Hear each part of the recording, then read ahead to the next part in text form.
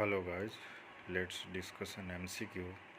A 60-year-old male patient with history of diabetes mellitus, hypertension and renal transplant present to the emergency department after being found unresponsive at home. His body temperature is 37.3 degrees centigrade, blood pressure is 70 by 30, hypotensive, heart rate is 120, tachycardia, respiratory rate 24, oxygen O2 saturation at room air is 70%. Physical examination reveals bilateral pulmonary rales, presence of S4 heart sound but no cardiac murmur.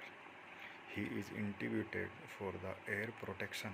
ECG reveals the sinus tachycardia with left bundle branch block, Swan gauge catheter inserted, and the findings are right atrial pressure 8 mm of Hg, right ventricular pressure 38 by 8 mm of Hg, pulmonary artery pressure 42 by 22 mm of Hg, pulmonary capillary wedge pressure 26 mm of Hg, cardiac output 4 liter per minute, cardiac index 2 liter per minute.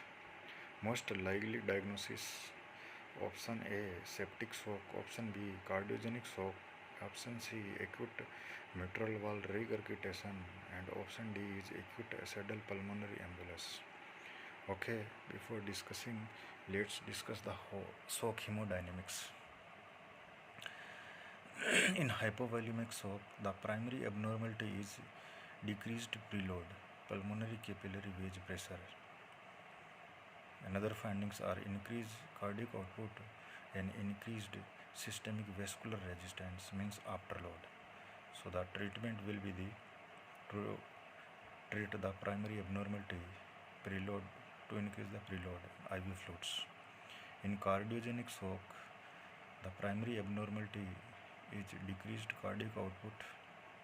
Other findings are increased pulmonary capillary wedge pressure and increased systemic vascular resistance.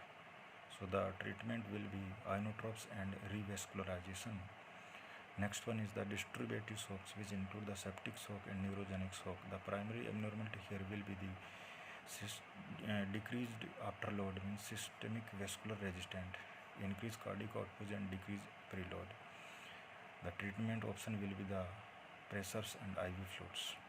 In this case, we see the cardiac output is decreased, which lead to the cardiac output and cardiac index both are decreased, which lead to the, and next is the pulmonary capillary wedge pressure is increased, which lead to the right ventricular pressure, left ventricular pressure decreased, which lead to the cardiogenic shock.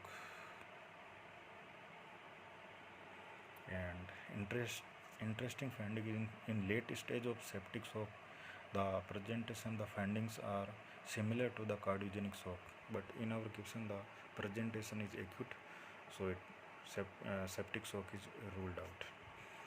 And here the most probably the findings are due to the large myocardial infarction, which lead to the left ventricular dysfunction. So that is the cause of the decreased cardiac output, which lead to the hypotension. And here, according to the SWO trials, emergent cardiac catheterizations for revascularization is recommended. Here the role of inotropes, the inotropes increases the inotropy and cardiac output, but it was the myocardial ischemia, so it should be used carefully. Okay, the answer will be the septic shock. This is a classic presentation. The answer will be the cardiogenic shock. This is the classic presentation of the cardiogenic shock. Okay, thanks.